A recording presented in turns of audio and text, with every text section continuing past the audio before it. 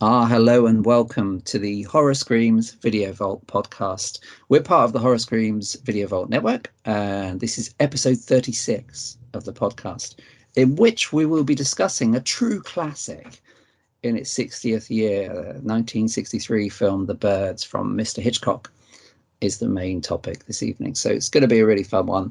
And I'm joined as ever by our regular co-host, Sarah. How is it going with yourself? It's all going good. Thank you very much. Looking forward to talking about some birds.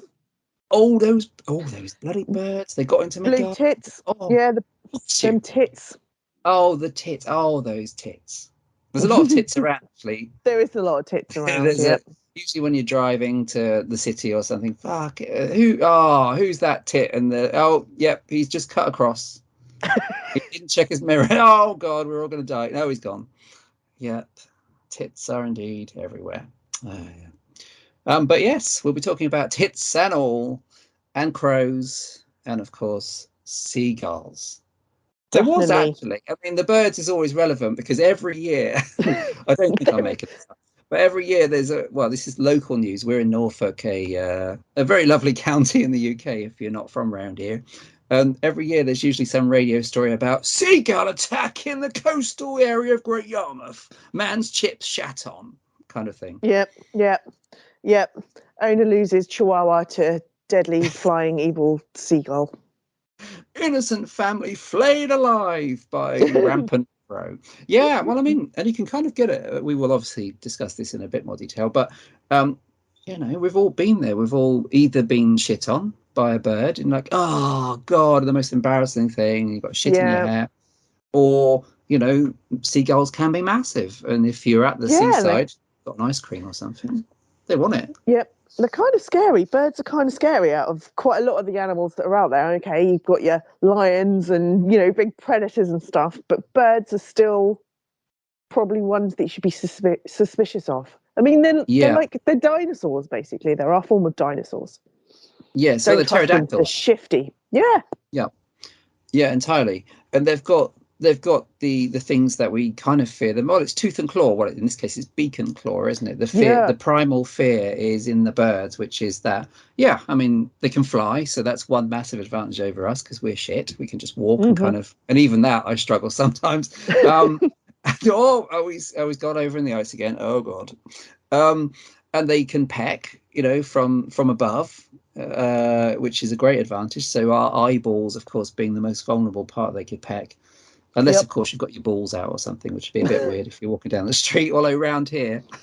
And they've got claws, great talon things that they bloody can talons, do serious damage. So you don't often see a lion around, but birds are, as the film reminds us, there's a line about 5 billion birds in the US alone, and that was 1963. So now that's probably grown, overpopulation and everything. Stretches to birds, probably. I don't know. There's probably less actually because we're kind of wiping out species. Terrifying. So that's the birds. That's coming later. But yes, Sarah, it's been over a month since we last recorded. We're recording at the end of January 2023. It's a new year. It is. And this month seems to have gone on for at least 2 or 3 months already. So. It should be March. Yes. It's still January. Perpetual January.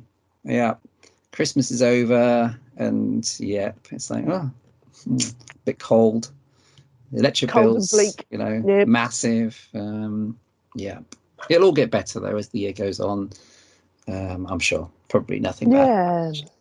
Well, with all the cold weather and stuff, you want to stay inside. It's the best time of year to stay inside, wrap up warm and watch some movies. It really is, isn't it? Yeah. Who wants to go, let's go for a walk. Shag that. Exactly. And it's a great time. I think, we talked about it in our last episode, a really good year for horror last year, but I think just a kind of good time for movies generally. There's so much choice. You've got 3 million different streaming services and they've all got something going on that's quite good. There's in fact a ridiculous amount of stuff to watch. Outrageous. We used to have 4 channels. I know. No, 4 million. spoiled for choice. And January is definitely like the time of year, the month that you look forward to stuff that's coming out this year. Yes. We're already getting stupidly excited. I'm getting stupidly excited for Evil Dead. They released the red band trailer for the new Evil Dead Rise film, and just like, oh my God, I can't wait for April. Come on. Yes. Yeah, no, Evil Dead Rise is a fantastic trailer. And I It really is. liked the Yeah. we call it a remake. I really liked the remake. I thought it was great. Yeah. And this seems to be in a similarly nasty kind of tone.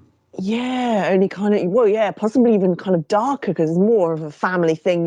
The brother and sister in the remake were older and adult and out with their friends, which is kind of like it was with the original Evil Dead and stuff. But this one's more family based. You've got younger kids and stuff. They seem to be kind of the focus. Yes. And the trailer is quite brutal physically, but there is that really disturbing line where Thingy, whoever she is, says she's with the maggots now is it about the Yeah, little girl's mum or something? yeah. Yeah, which is especially the way she delivers it is very disturbing.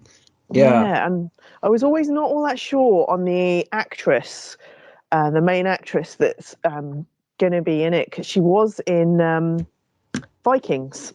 Oh. I remember from the Vikings series, Alicia Sutherland, I believe her name is. Oh, okay. And I was a bit like, when I heard she was going to be in it, I was like, I'm not entirely sure how good she's going to be in it. And then they cast her as she seems to be like the main mother. So she spends a lot of her time in the trailer as a kind of deadite already. And I was like, you know what? I think she's going to do quite well. She looks kind of cool, pretty scary. I think it's going to be good. I kind of got up and down on it, and now I'm like right up at the top, going, yeah, this is going to be amazing. Yeah, I think it's a great trailer. It's totally sold to me. It's out in April. And you were saying that Cocaine Bear is growing in momentum as well, isn't it? Cocaine. You've seen the trailer, right? I have. I think that's at about the same kind of time as Evil Dead, so it'll be like a double cinema trip. Well, yeah. I mean, I can't believe. Well, it's that someone's made it. I mean, the trailer I watched hilariously. The trailer for Cocaine Bear and Evil Dead Rise were when I went to see Megan. Those were two of the Yes. trailers, and Oh, fantastic. there was a lot of laughter with Cocaine Bear because you're like, wow, Yes. so this is a movie because it Yeah. is exactly as it sounds. Yeah. It's a killer bear movie with a twist. I mean that if they mess up Cocaine Bear, then there's no hope because it can No. only be a great time. And it doesn't look like they have because it looks tremendous. It does look like it's going to be cool. Both of which I'm more interested in seeing than the Winnie the Pooh Oh, I forgot about that. thing. Yeah. Blood and Honey. Yes, that's right. Yeah. I've seen images. I haven't seen a trailer for that, but I've seen images of it. No, I'm just going to avoid that like the plague. Yeah, because it kind of worked with the Banana Splits movie wasn't too bad, and Willy's Wonderland with Nick Cage is actually quite fun, which I guess That are in a was similar ilk. yeah, very much so. I think I preferred Willy's Wonderland to Banana Splits. I mean the Banana Splits movie wasn't awful, Yes. but No. they didn't go as far as I thought they were going to. Whereas with Willy's Wonderland, they did. Yeah, and I mean, it's great because he hardly says anything, does he? He's He almost mute in doesn't. the film. Yeah, pretty much. Oh, Um, Nick Cage. I love Nick Cage, and Oh, that yeah, reminds me. That's the other thing we're looking forward to. Dracula, or Renfield, as it is. it looks great. I'm totally on board with Renfield. You've been on it like straight away, and I was just like, really? I'm not entirely sure about this. But then I saw the trailer, and I was like, oh fuck yeah, this is gonna be awesome. It looks lovely. Yeah, it looks a bit we know what you do. Oh, wait a minute. What we do in the What we do shadows. in It the looks a bit shadows, like yeah, that. Not yeah. we know what you did last summer. That's something else. We know what you did in the shadows. Last summer. Yeah, and the reveal because the trailer doesn't show Nick Cage until quite late on, and the reveal of him Yeah, as Dracula is hilarious. And that's brilliant. I love. I mean, Nicolas Cage many years ago was a vampire in Vampire's Kiss, which is when he was very young, where he eats the cockroach, which is it's also actually a really good and quite funny movie.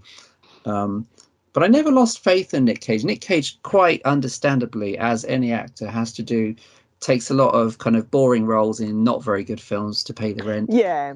But every few years he does something extraordinary that reminds you how great he is. Like Mandy, for me, that was the one. Sure, Colour But Out of also, Space, yes, Mum he's and great. Dad, Mum and Dad is Willy's great. Yeah. Wonderland. He's great fun in Willy's Wonderland. And I mean, he's an Oscar winning actor. He won an Oscar for Leaving Las Vegas in the 90s. He's a very talented man. He was an action hero in stuff like The Rock and Con Air. Yep. So he's done a lot of stuff. And he just keeps working, which you kind of have to. Yeah, soon it'll just be him and Danny Trejo. Danny Trejo, yeah. Have you watched the documentary called probably, I don't know what it's called, Inmate? Is it called Inmate? No, I haven't. But I Inmate remember you saying something. about it. Yeah, I mean that's fantastic because it shows you. It's really touching actually as well because it shows you the poor background he came from, him being in jail and stuff. And it also hilariously shows you him on the set where he actually can't remember what film he's shooting because he's made 14 that year. It's I don't know, but it's lovely, and you end up loving Danny Trejo even more. But it's a really interesting insight into him having been poor and having got into the bad crowd and robbed things and done this and that. But Nick Cage, yeah, Renfield looks tremendous. It's all happening. Cocaine Bear is based on a true story as well. Yes. It's based on isn't it? It's just so they can actually say based on a true story in the trailer. Yeah. It's mental. It's got Ray. I was totally mortified when I found out Ray Liotta died last year, and I guess this is one of his last roles. He's in it. Yeah. So yeah, it's an exciting year ahead. Yes. Old horror movies. Oh, and there's the new Final Destination as well. Yes, yeah, it's been we recently did the whole thing, didn't we? I think, yeah. Yeah, I think we were kind of trying to decide or wondering what it would be about, but I think they have kind of revealed that it's going to be on a cruise ship or something. Yeah, I didn't look any deeper, but I think I saw that too. That's Which one that I works. hadn't thought about, but yeah, that could work quite The well. kind of Titanic, Yes. final Titanic. Yeah. And I mean, over Christmas I rewatched the most recent Scream film, which we've also talked about, but which still holds up. I really like it still. But the new one's coming out in March, and the trailer for that looks really good. I haven't watched it yet. I need to watch that. Yeah, check it out because they're changing it up. It's in New York, so for the first time they're going away from Woodsboro, which they really had to do, I think, at this stage. And there's a trailer. There's a subway scene where there's loads of people with ghost face masks, and there's a lot of kind of hints. I think the killer with the usual voice, obviously with the changer, says something like he's not like any ghost face that Sydney because Sydney's not back, but Gail is, that Gail's seen before. So yeah, it looks really interesting because it looks like there's guns in it and everything. Yeah, it looks like they're changing things up, and it's by the same guys who we know were really good. Yes, they did a good job that time around. So yeah, and Ready or Not, it should be up to them to carry it on, especially as it's going to be almost completely new. Yeah, I'm excited about that, man. Yeah. And there's a new The Exorcist. I mean, it sounds dreadful, but I'm hoping it's good. The Exorcist remake, which apparently is a trilogy, is out in October, the first of them. Okay. And also, apparently, a new Saw movie is out this year in October as well. Which I had heard that. I'm always a supporter of Saw, so I'm excited about Saw. Yes. Exorcist, I'm somewhat worried about Exorcist because I'd rather they just piss off and not bother. But yeah, leave it alone. Maybe it can be good. Why make it a trilogy? Just make one. Make one good film. Don't call it a trilogy. I mean, I quite enjoyed the series. Yeah, the TV series was good, wasn't it? Yeah, that was pretty cool. With the hot priest.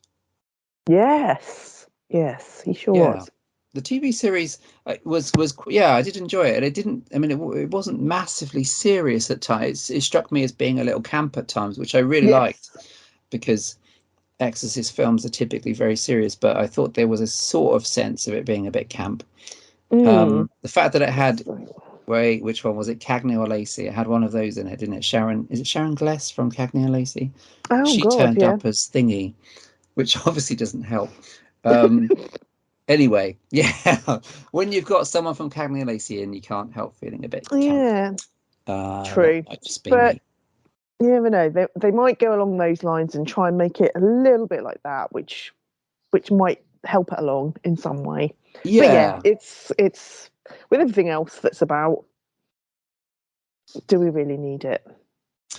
Well, and yeah, I mean, I suppose The Exorcist is one of the few that amazingly, I mean, they did like the fourth one, not I suppose in the early 2000s, but otherwise it's been left alone, whereas almost everything else has been remade. There's a couple that Mm, haven't, like Jaws has never been remade. Um, and The Exorcist, I suppose The Exorcist and Jaws have been copied so much. I guess yes. that's, it feels like they've been remade, but they never have. No. Um, so Yeah, they tend to. yeah. It's either remake or do some kind of like stupid like parody spin off or something because Yeah. of them, like Sharknado and stuff like that. Oh, the shark movie. Yeah, I mean, and they're all Let's not. referencing Jaws. Yeah. Let's not remake it. We'll just take the piss out of it. There's the Meg 2. That's a thing. That's coming this year. The Meg Oh 2. yeah, and there's Um, another bloody arachnophobia as well. yeah, well, I read that and I thought, I mean, it strikes me that Arachnophobia was never actually that good in the first place. Controversial it may be, but it was not No, Tremors, was it? It was kind of, no, absolutely not. But this one seems to be called arachnophobia as well, not arachnophobia 2 or so it's a anything re, like that. yeah. Which I'm okay with because I think the Arachnophobia kind of could be better. I mean, I Sure. always thought it was a bit kind of like, eh. Um, and it's, and I suppose, well, inevitably things like Tremors will, because Tremors has had so many sequels, but I'm presuming at some Yes. stage someone will just remake it as a, Okay. which is again I maybe not a s- bad idea. no, I suppose I'd quite like to see what they do with the monsters, the graboids Mm. Yeah, in this day great and age. I monsters. mean, the graboids themselves were great, like giant practical effect Yeah, monsters and stuff. So I'd probably be interested to see where they would take it, and hopefully they wouldn't go too CGI. yeah, yeah, I think that could entirely. possibly ruin it. Do some kind of practical and CGI type thing would be cool.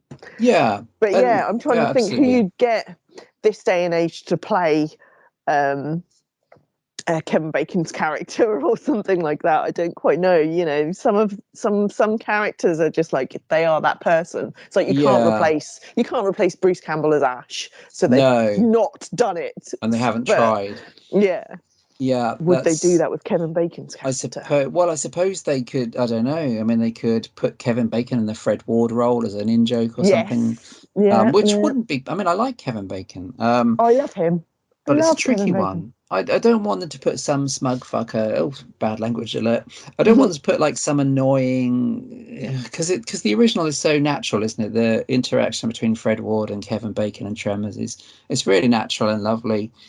I wouldn't want them to try too hard and put some, That's the thing. They put some kind of like pretty boy, good hip looking, stuff. yeah, type person in his place. Whereas that's not where they went with that. No, no, because they're just like handyman. You believe. I mean, Yeah, he's a good looking guy, but you believe yeah, in Tremors that Kevin Bacon is just this kind of hick yeah. handyman dude that's shambling around, and Oh, Fred I've just had Ward. a thought. Oh, I say. Who they could potentially replace it by. We're talking about stuff like that. How about Ryan Quanten? Oh yes, well, that's not a bad. Actually, Based on Glorious and stuff yes. generally, yeah, I would happily see he because he was Glorious is one of my favorites of last year. He's so good.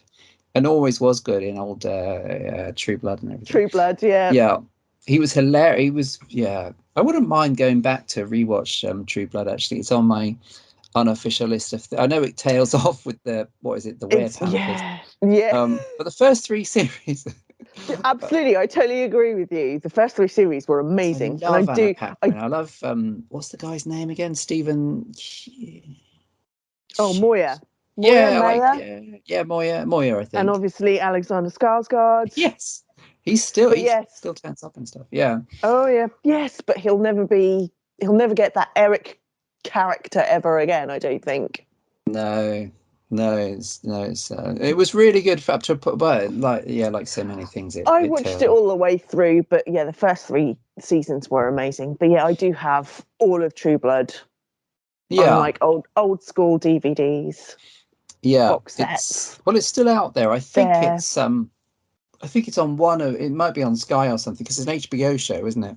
yes, And the HBO shows, well, they were always, often really good, and they tend to hang around, like things like The Sopranos. I was watching in the early two sure, thousands, yeah. and 6 Feet Under. I loved, and they were all HBO. And back then, HBO was, it meant you would get more kind of juicy stuff. You get more gore, more shagging, Mm. more swearing. It was a bit more edgy than what normal TV was at the time. And now obviously it's all changed because now, all that stuff's everywhere now. You can't get away from it. Yeah. So, well, yeah, Ryan Quanten. Yeah, I'm on that. Yeah. I'll write in if you're thinking of remaking Tremors. Dear Please use Ryan, him. me again. Have you thought about putting yourself forward? Come on. I don't know why I'm talking like Terry Jones in Life of Brian. But yeah. Oh, well, if I don't think Glorious is known enough. I had so much fun with No. Glorious. I thought Glorious was truly the bee's knees last year. Yeah, it Um, was brilliant. So much fun. and it But should yeah, lead that to should a have come out Ryan onto other thingy. channels. It was just on Shudder, wasn't it? And I hadn't Yeah. heard it. I literally just, you went, "Oh my god, you need to watch this." I was like, "Yeah, right, whatever. I I'll told watch it at everybody. some point." Yes. And then I was like, "Oh," I watched it. I was like, "Holy crap, you are right. It's fucking brilliant." It is. It just keeps going and going, and then it goes. The last 10 minutes or so are totally mental. Yeah. She's great. I mean, I watched. Oh God, I've forgotten what it was. It was an anthology film that she did a few years ago. Rebecca McKendry is her name, and I think she came from being like a writer for Fangoria to directing her own films. All Um, right. it will come to me, the anthology film that she made. It was a Christmas one, also on Shudder. No, Oh, it's was gone. it not It a was Christmas Horror Story? No, it might have been the ad. Was it called? No, I don't think it was the Advent calendar. That's something else. But she definitely No, did a that Christmas I anthology. I did watch the Advent Calendar. I thought that was really weird. Yeah, well, yeah. Shudder is still. What's that weird film that quite a lot of people are talking about that Shudder have got next week? Gosh, it'll come back to me. Oh god, I have not heard of this one. It's a long thing that begins with S. Skankamarink. No, I don't know. It's something like that. I'm guessing it's some kind of foreign type film then. I'm not even sure it is. I think it's just a kind of very low budget thing that people are talking about. It's like just like Terrifier 2 was this thing that kind of crossed over and it got word of mouth. This is also right. That's it. Hang on a second. I'm just going to check. Looking it up. On BBC Two. Looking it up. But yeah, well, Shudder always has great things on and random stuff to watch. I recently watched a little comedy zombie movie on there called Brain Freeze Ah, yes. recently. How was it? It was actually cool. It was kind of funny. It's not a massive like new thing to the zombie genre. It's a kind of dark comedy. It kind of reminds me of Lederhosen, Attack of the Lederhosen zombies, that Oh, kind of a thing.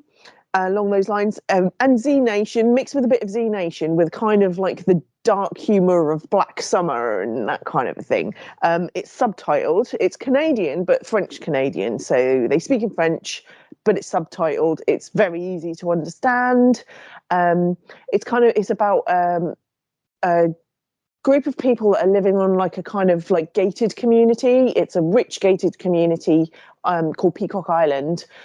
So it's kind of consists of like rich businessmen and stuff that love to play golf and stuff. And like then they have like the workers that work on the golf course for the businessmen and stuff. They kind of live there on the little island as well.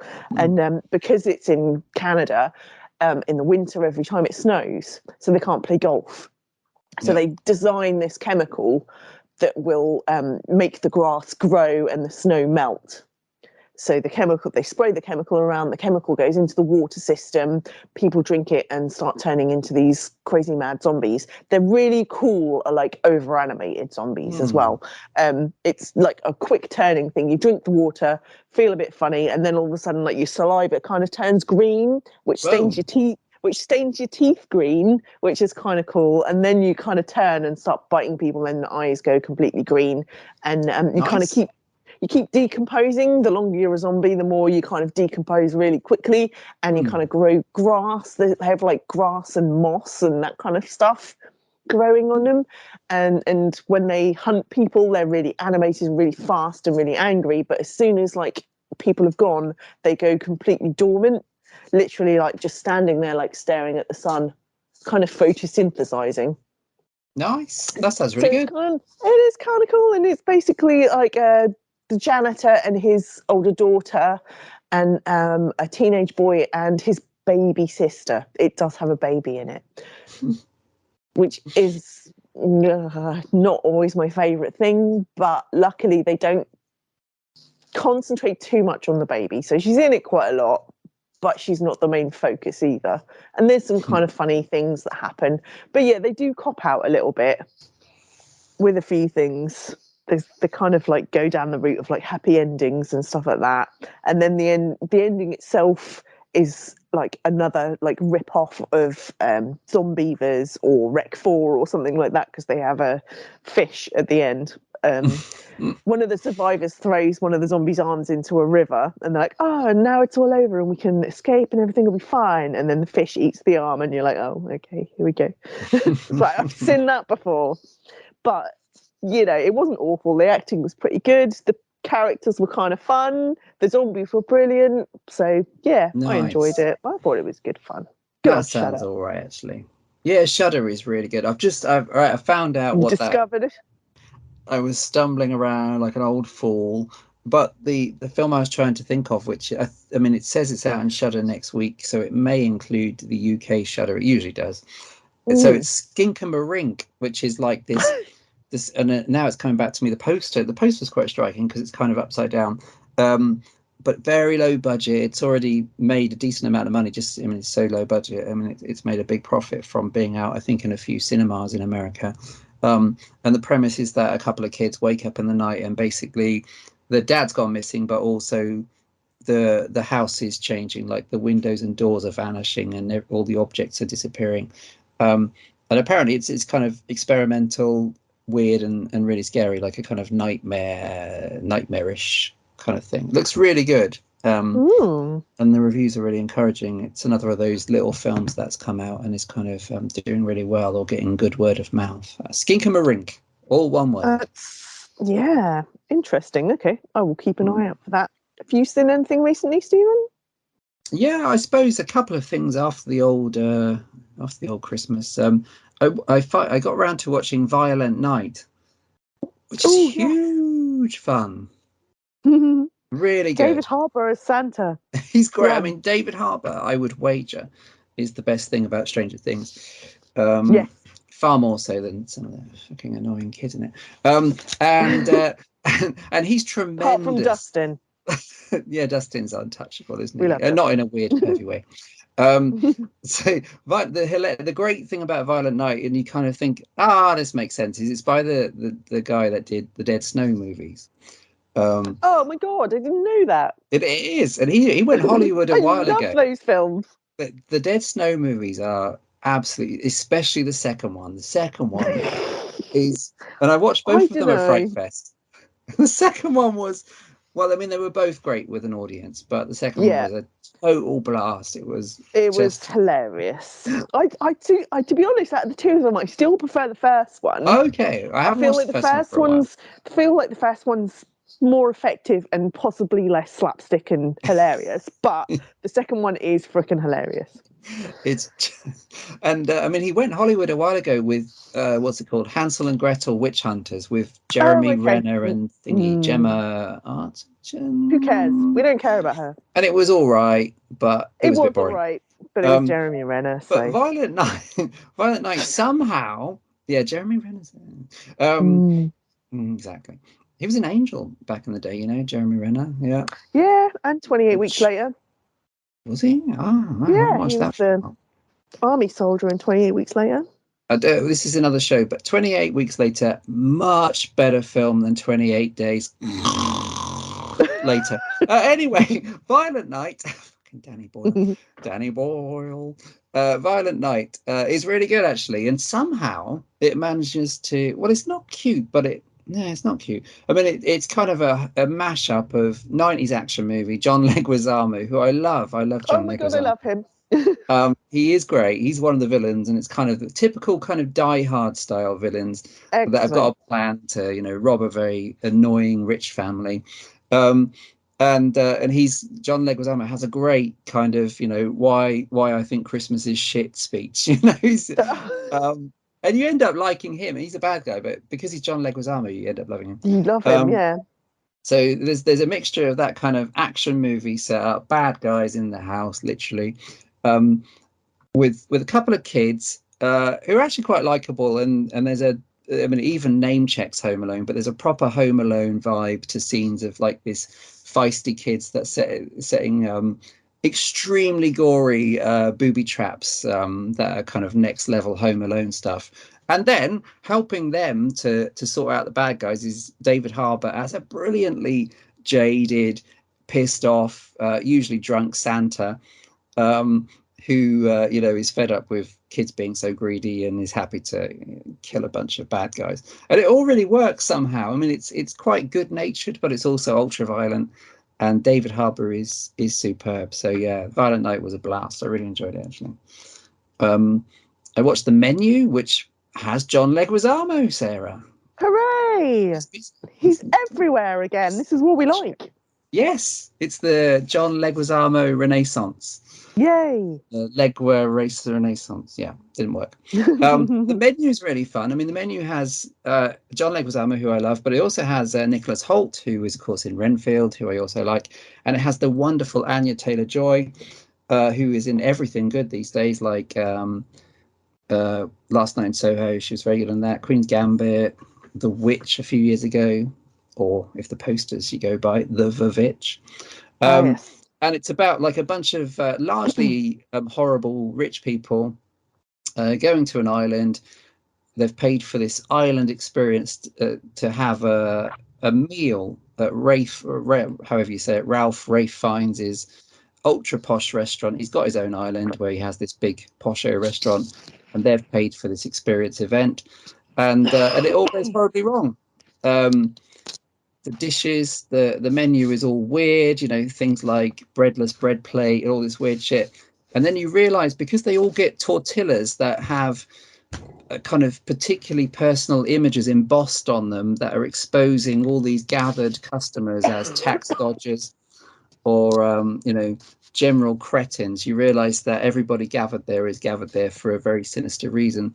And yeah, and it ends up gory and proper cynical and a kind of, without giving much away, somewhat of a massacre. But the Menu is great. It's on Disney Plus, and if you're a fan of John Leguizamo, it'll give you a bit of John Leguizamo fix for an evening. Excellent.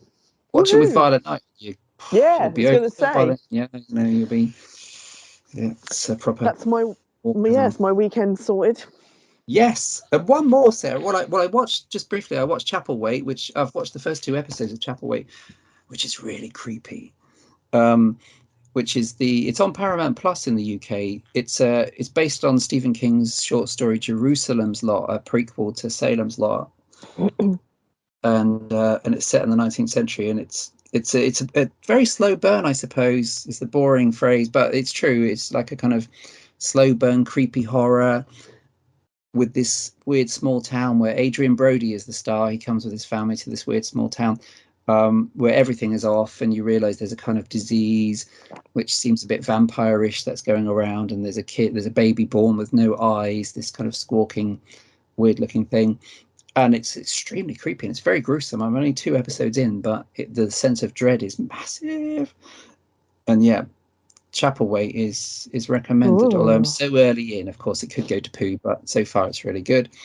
And finally, I think I watched Sick, a film called Sick, Okay. which is Good for actually, you. you'll like this, man. You'll like this, Sarah. This is a it's not directed by him, but it's written by him. It's by Kevin Williamson, who of course is the original writer of Scream, and it's a slasher movie, but it's set during COVID. It's set during the very first quarantine, as they say in America, or lockdown, as we say around here.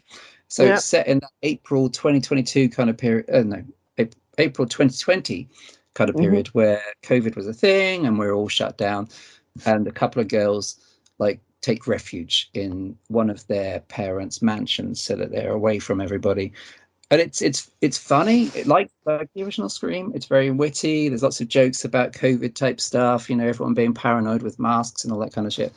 But it's also a slasher movie. They're being stalked by this mystery masked figure that, for some reason or another, wants to kill them. It's really gory. Well, it's not really gory, but it's quite brutal at times with the slashings. But it's also unpredictable, and the reason for the killer's murder spree is fantastic. It's genuinely original. Oh, cool! You actually find out a bit of the backstory. Yeah, the motive is just spot on, and it's so short. It's like an hour and 20 or something. But yeah, I heartily it's been released annoyingly. It really deserved a cinema release actually, and they could have kind of rode the Scream bandwagon, but it came out straight to Peacock. But I would imagine it will have some kind of proper UK release or something. But yeah, Sick is really, really good, really suspenseful, really funny, proper kind of nasty what it needs to be. And you can tell it's by the guy that wrote the original Scream, without it being massively jokey. Oh, and there is one more. Cool. I watched Megan, Sarah. That's the other thing I watched. Megan. You did. Megan. Lots of people have been going on about it. Lots of people have been like, I was of the opinion that it was going to be like a kind of scary, scary, like Annabelle type thing, but it's not at all like that, is it? No, not really. No. I mean, there is that. There is, I suppose, there is a sense of, I suppose there's a few jump scares, but it's very tongue-in-cheek. It largely, although it's played very serious by the actors, it's all straight-faced and stuff, there is a sense that they're taking the piss. And it is a kind of satire of the industry. In this case, it's an AI that has been created to comfort a small girl that's lost her parents in a terrible accident. And Megan herself does bizarre things. There's a point where she bursts into song randomly. She starts singing Titanium at one point. Oh God. And she does the dance that's in one of the trailers, and it is heightened. It is high camp, really. And she she starts offing the most obnoxious members of the cast. Yeah, none of it's taken seriously. It isn't really. It's not an Annabelle, because the Annabelle films, I mean, almost admirably, the Annabelle films are very straight-faced, kind of like, a few minutes past, nothing's happened. Oh God. Oh, there we go. Yeah. That'll be another 10 minutes later. And everyone's somber. Mumble, doll, mumble. Close-ups. And the Conjuring films, which I quite liked at first, but the Conjuring 3 is just dreadful. The Conjuring films are the same thing, But the Conjuring films have the ridiculous couple, the kind of sparkling Christian couple. Oh, the Warrens. Oh, they're so great, and they love each other so much. And Patrick Wilson sings Elvis, which is the most skin crawling.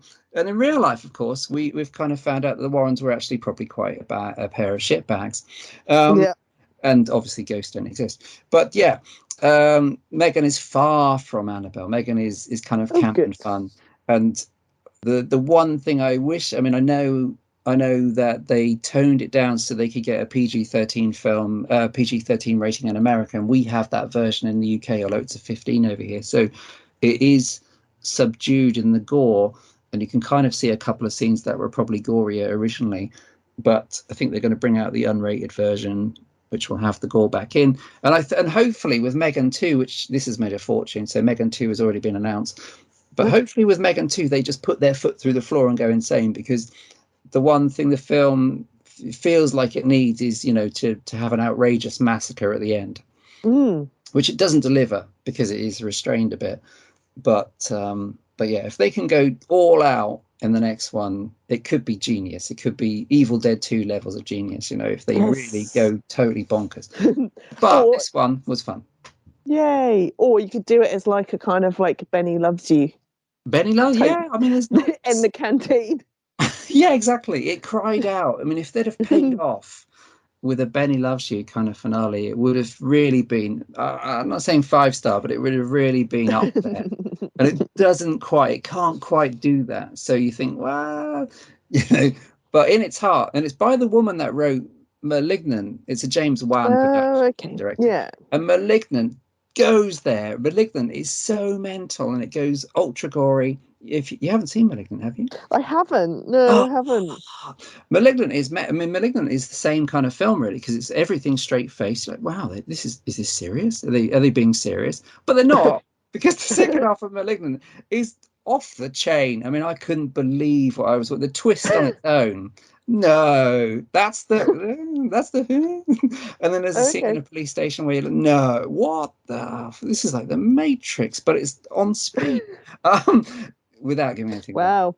Okay, cool. So Malignant is clearly what she probably wanted to write with Megan, but Megan is not that dissimilar in terms of tone. Where you think, yeah, they're taking the mick, aren't they? I'm really pleased it's done well because it was loads of fun, and I just think that it's one time where you think actually the sequel will probably be better because they kind of have gauged that people are really into this, and we can take it 10 steps higher up the ladder of camp. Wow. Okay, cool. Yeah, that's it. I'm spent now. I'm exhausted. That's what I've recently seen. Okay. Anything else, Sarah? Cool. Yeah, the only other thing I'll mention quickly was that I started watching, I think you started watching as well, the new series on Sky. Is it Sky? Can't Yeah, it's remember. HBO Is it? show, but it's It on is Sky over HBO. here. Yeah. Hooray! I got it right. The Last of Us. Yes. I think that's what it's called. Yes. A lot of like gamers and stuff have been really looking forward to this and talking about it. I unfortunately have no clue about the game that it's Me based either. on, so I can't comment on that. But it's kind of like zombie virus, plague, parasite type thing going on, like destroys the world and people just trying to survive in an apocalyptic landscape and stuff. So I was like, yeah, okay, cool. I'm going to watch this. And so far, it's done really well. I mean, to me, the first episode was kind of slow, but it kind of needed to be because for people like us that don't understand Hmm. what the game's about or anything, we kind of need to have a bit of a backstory on what's going on and stuff. There's a kind of good mix of action and plot, and then it kind of went a bit further on this last episode.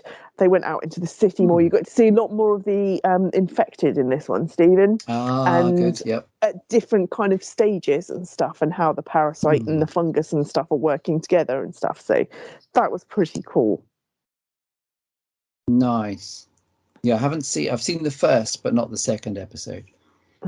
Well, it's the next thing to kind of get stuck into after Walking Dead, I guess. So Yeah, I'm hopeful. I thought the first episode was quite good. I thought the build up, the first half of the first episode, I thought was really good, showing the preamble, the initial kind of outbreak. I was thinking, oh, will this just be a bit of a pedestrian? Oh, they're going to move from there to there and try and stay alive, or will it do some more interesting things? I do quite like the idea. I like the characters, I think, from what I've seen. yes, so far, so good. I feel like I've seen Pedro Pascal in other things, Oh, but I'm yeah, I've now looking forgotten him what I've up seen him to in. try and see if I actually. Oh, he was in Game of Thrones. Oh, I see. I He haven't was seen that. Oberyn Martell in Game of Thrones, so that's where I know him from. Mm. Kingsman, Wonder Woman, Mandalorian. He's been in quite a few things recently, so that's I've probably seen the where we know him first from. Wonder Woman. Wow. Yeah, I have. Yeah, I've seen him too, but I'm not sure A quite lot of where I kind of remember it. actiony type things, really. Hmm. He seems a good choice. I'm quite hopeful. Like you, I have no idea. I'd never heard of the video game. No. So we'll set in. Is it for a Spectrum 128K? Yeah, or the Amiga 36 or whatever. Original PlayStation. Yeah, no idea. Could be anything. But yeah, But yeah, that is it's getting it for the great moment. reviews. Yeah.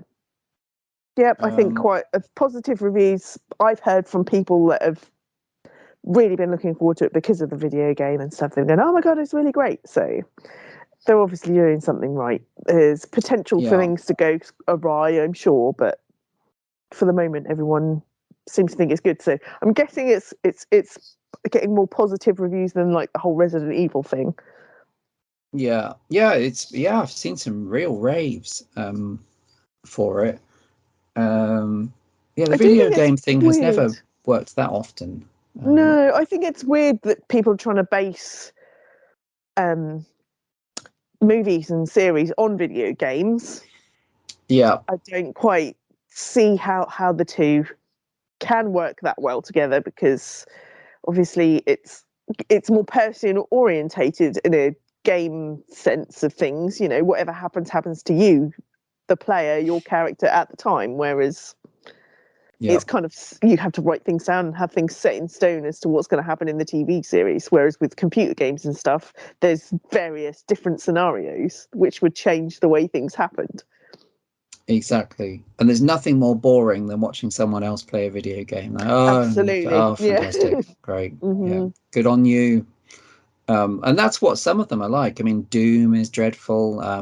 I thought most of the Resident Evil films What are fucking awful. you think the film Doom is dreadful? Yeah, just I quite like Doom. I thought it oh was kind of god. cool. What's the other Some of ones? the House of Resident, the Dead. and they did. God.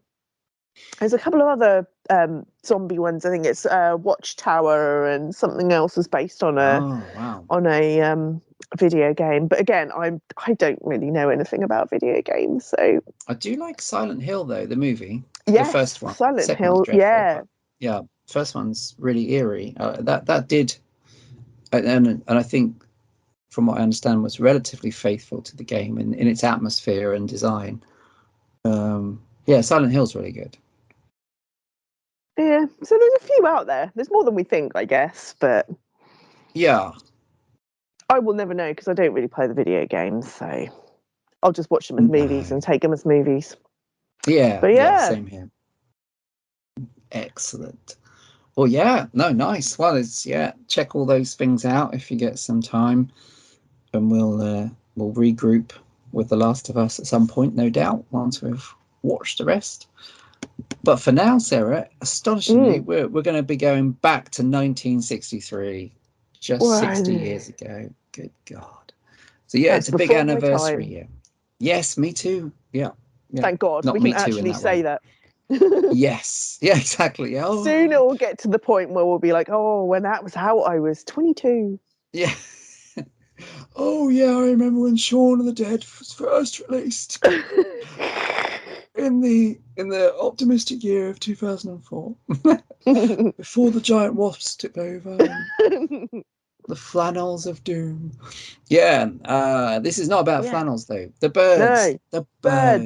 birds. So the birds. Yes, we're going to be talking about the birds, which I always loved. That the promotion's great. If you haven't seen it, check out Hitchcock's trailer. Like Psycho, he did this hilarious trailer where mostly you don't really see much from the film, but mostly it's him just taking the mick. It's just him Yeah. going, "Oh, we've always treated birds with great respect. Turkey at Christmas, keeping them in cages." um, and the advertising line was "The birds is coming," which of course sounds wrong, but literally Yes. as the film The Birds makes sense. Um, yeah, I mean the birds is from although it's a film from 63 and it's now having this big birthday this year. I think in September 63 it came out in the UK. The birds comes from a short story by a really great lady called Daphne du Maurier. If you haven't checked out her stuff, you will probably have seen adaptations of things like Rebecca is one of the famous ones, and Don't Look Now, the great 70s movie. But she wrote some really very dark and disturbing short stories, and Don't Look Now is one of them. But The Birds, which was written in 52, which I've read a few times over the years, is genuinely creepy. I mean, it's rather different. Hitchcock really only took the basic premise of the short story for the Mm. movie, but the short story is set in Cornwall, and people are holed up in an air raid shelter actually, and they're attacked by all sorts of birds. There is sparrows, but there's also blue tits, larks, like Robins. robins. Yep, all sorts, finches, Owls. owls. Yes, exactly. And it's very very stripped down. It's a siege. I mean, the bird short story, I suppose, is is closest to the last 20 minutes or so of the film, where they're shut down, like in Night of the Living Dead, which comes later. They're shut down in their house, kind of at the mercy of, well, shit, let's wait and see what happens next, because there's not much else we can do. The story gives a few hints that the film doesn't give, more speculation about why they might be attacking. Like there's a cold snap, or an extremely kind of unusually cold snap, coming from the Arctic that's mentioned. There's other kind of sort of hints at what might have happened. There's more of the radio stuff that you get in the film, like where they tune.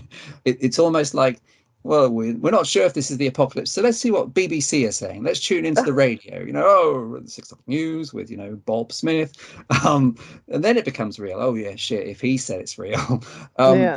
but it's really apocalyptic. I mean, the movie is in its own, sometimes often quite quiet way.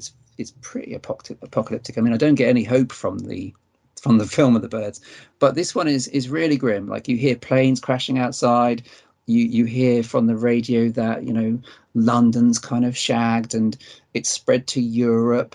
And yeah, I mean, I suppose the thing that is most potent about the short story is the thing that definitely carries over to the film, which we'll talk about, which is the constant descriptions of all the things that are, when you think about it, which we probably don't much of the time, but all the things that are terrifying about birds: the beaks, their eyes, the sense that there's so many of them and we're so vulnerable compared to them. The whole flocking instinct and stuff. Yeah, that's kind of scary. So it's a brilliant short story. And it was adapted. I guess it's forgotten now, but it was adapted for radio in the 50s, and it was also adapted for TV. There's a TV anthology show, I suppose, similar, well, not really similar, but before the Twilight Zone and things like that. There was a TV show called Danger, which was a kind of thriller-ish anthology show, and they adapted The Birds for a live episode back in the mid-50s, which I've never seen. I don't know. I mean, a lot of YouTube is an amazing archive for old TV shows. I don't know if it's on there. I think I looked at one stage. I couldn't find it. But the show is called Danger, and that's where, if you can find it, there was an adaptation of The Birds long before Hitchcock got his hands on it. So that's the background. But yeah, the movie. I mean, the movie is Hitchcock's first film after Psycho, which we've previously discussed. And this, I suppose, depending on how you see it, you could argue it other ways, but this is Hitchcock's second, maybe last horror film. You might see Frenzy as a horror film. There's things he made before Psycho that are leaning towards horror, but if we're thinking of Hitchcock horror movies, these are the two that are, bona fide horror movies. And it's stunning. I mean, it's 60 years old, but it holds up. And we can talk our way through it, Sarah. We can talk our way through The Birds from the very beginning. And the beginning, I mean, although it's this kind of jarring, this jarring, obviously, flock of birds, this shrill sounds at the very start. The beginning is pretty easygoing, right? I mean, the first half of the movie mostly is a kind of romantic comedy almost. Absolutely, I get that. I think it's probably really stupid of me to say, but obviously you remember like the big flocks of birds and stuff as it kind of like gets into the story and stuff, the more birds about, but there's actually literally birds in it's all about birds. Every single scene is to do with birds. It starts off in a pet shop where she's buying a bird for her friend, or waiting for a bird to come in for a friend or something. But it's a kind of, it's a strange, weird, very 60s kind of love story, isn't it? That kind of shit doesn't happen these days. Pretty girl walks into a pet shop kind of stalked by someone because he has been kind of stalking her. You don't know that at the time, but as he comes he comes into the pet shop after her looking for some lovebirds for his sister. He mistakes, or he thinks, or he wants her to think that he thinks she's the owner of the shop, and she tries to like talk about birds to him and stuff when he's really just winding her up. And that's literally like their first meeting, and then after that she's like, oh, I'm going to I'm going to take his registration number and find out where he lives. So she then starts stalking him. Yes. She takes lovebirds to his apartment. This is all within like the first 15 minutes of the film or something, isn't it? You're like, okay, so this is a bit weird. She turns up with these lovebirds for his sister. I think she thinks that it's not real, that he's just winding her up. Yeah. But she thought it would be a good joke. I'll get these lovebirds, see what happens, type thing. He's gone back home. So he lives in the country with his mum and his sister. And so his neighbour basically just tells this woman who's a complete stranger where he's gone, where he lives, what he does. Yeah. So she's like, okay, fine. Oh well, it's Friday. I'll drive out into the country to this What the man hell? that I have no clue who he is or anything. Find his house and take these lovebirds to his supposed sister. It's all very strange. Yeah, it's an astonishing first act, isn't it? Yeah, I mean, because it's very and deliberately. I mean, Hitchcock we know was a sly old devil, and he relished. I mean, he certainly relishes things like tormenting children in this film, which you can tell, which we'll get to. But I think he relishes the idea that Tippi Hedren's character, Melanie Daniels, and actually Rod Taylor's very handsome. Rod Taylor's a very handsome guy too. Um, he relishes how prim and proper and very rich that she clearly is. She doesn't really do anything for a living because she's got a lot of money in the family. You get that sense, don't you, that Yeah. she's very mischievous. She was involved in practical jokes like being naked in a fountain in Naked in a Rome. fountain in Rome. And that's one of the things that Mitch stroke Rod Taylor has seen, that got publicity for her. So she's not very likable, at least at first. You end up liking her, but she's very aloof. We can't relate to Tippi Hedren. We can relate a bit to Rod Taylor, but maybe not that much. But they're very movie star characters, Yeah. that have this weird flirtation, as you say.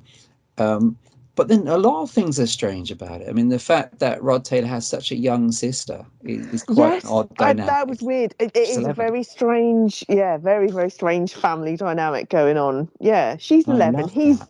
He honestly looks like he's 40. He probably was. Yeah, I don't know, but I think Yeah, he would have been by then, 40-ish. Yeah. yeah, he definitely looks it. And like, if he is 40, his mum had him when she was very young.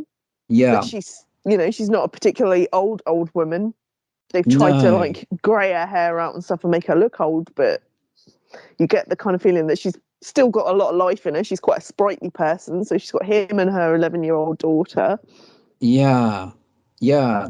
It's sort of I love I mean it's a fascinating movie for cast because the mum is Jessica Tandy, who a lot of people only know as an old woman thanks to Driving Miss Yes. Daisy, Hmm. which was 3 decades later.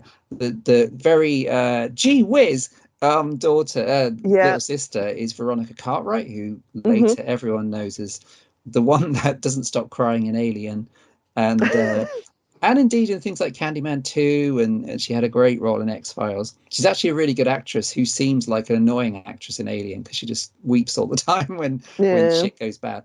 And maybe here is still learning the craft. But yeah, it's a weird family. Bearing in mind this is Hitchcock, I think the mother character is fascinating. I mean, initially she's very stiff and Yeah. stern and Kind of scary. scary Mary, and dinner has to be at X o'clock, and Mitch is sheepish. It seems that Mitch is probably had he's a handsome guy. He's probably had a bunch of women along the way that she's disapproved of Yeah. all of them. Yeah. She seems very overprotective. Yeah, No one's good um, enough for her son. yeah, and And he's he's he still at he home has ish. got, yeah, mostly, yeah, he's got women falling at his feet Yeah. because later on, you meet the character Anne, the school Ah, teacher yes. who moved from the city to his like country town to be nearer him, and Yeah. she's become like the school teacher and stuff, but it didn't work out. So, but that's Ah. another weird kind of, you don't get that kind of quick relationship stuff going on in films today or in real life today. I don't know if it was like that in the 60s, but Melanie once again, she turns up in the town. They go, oh yeah, oh Mitch, yeah, he lives over there, and points over to where his house is, not really knowing who she is or anything like that. Oh, by the way, you could go, and if you want to find out about his sister, go to the school. I love that I love everybody that gets involved. Like there's the post office person. Yeah, Oh, you you could can't get a boat remember her to go and name. stalk him. There's Yeah. there's the there's the oh, I love the disagreement because yeah, that's right. They're like, well, it's definitely It's Lois Laura or something. or That's it, Alice. Lois. Oh, it's actually Kathy. Yeah, shit. And there's even a set. Well, there's a kind of no. There's a amusing look that the post office guy gives to Melanie Daniels as well as she's leaving. You know, it's all a bit weird. And there's the bald moustache guy who I can't remember his name. He shows up in loads of films at that time, who is like a neighbor of where Mitch is staying. Who you know, who also kind of nudges her in the right direction. You know, Yeah, everybody is facilitating her ending up at Bodega Bay where yeah. nothing seems to happen except it seems to be this hotspot for this possibly worldwide bird attack, Birdemic. Yeah. birdemic, which is. But yeah, you're right. I mean, everything is set up so from the very beginning. All of the themes. This is this is the first major eco horror film. Everything about the first stretch is pointing in that direction. You know, Hitchcock's cameo, which he's in most of his films, is him walking a dog. As you said, Mm-hmm. starts out as a pet shop. The phrases people use, a little birdie told me, it's all there. Mm-hmm. Mm-hmm. The sign in the And the window fact, of somewhere that says dog license is issued here, yeah, animals being objectified and humans owning them. It's the yeah, theme from the start. just literally carrying the kind of lovebirds around. One of my favourite bits is the bit when she's Ha! driving to Bodega Bay with the lovebirds. She drives like an absolute maniac because she's Down like those flinging tiny this, lanes. yeah, flinging this car around the bloody corners and stuff. And she's got the two lovebirds in the cage on the footwell of the passenger seat, which has like it's got a better carpet than my house has.